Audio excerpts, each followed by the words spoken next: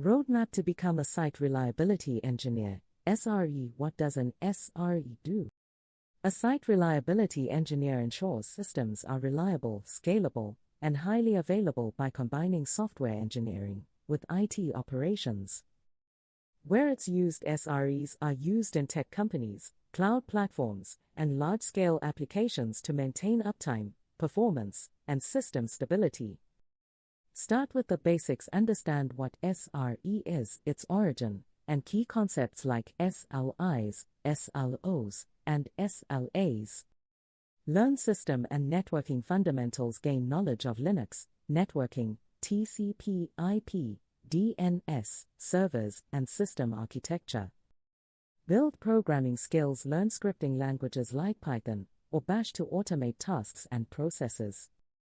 Master automation and C/CD. Work with tools like Jenkins, GitHub Actions, and infrastructure as code tools like Terraform and Ansible.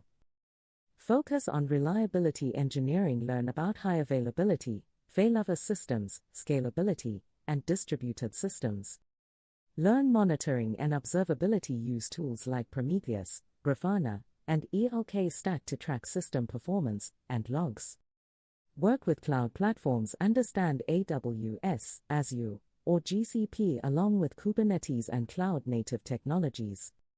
Practice incident management. Learn troubleshooting, root cause analysis, and handling real-time production issues.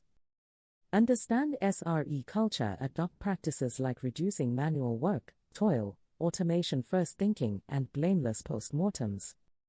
Prepare for real-world scenarios. Work on projects, simulate failures, and practice handling system outages. Be ready for challenges. Handling on-call duties, managing system failures, and balancing speed with reliability can be tough. Think like an SRE. Focus on automation, system stability, and continuous improvement. Build reliable systems at scale. Start your journey today and become a site reliability engineer powering modern applications.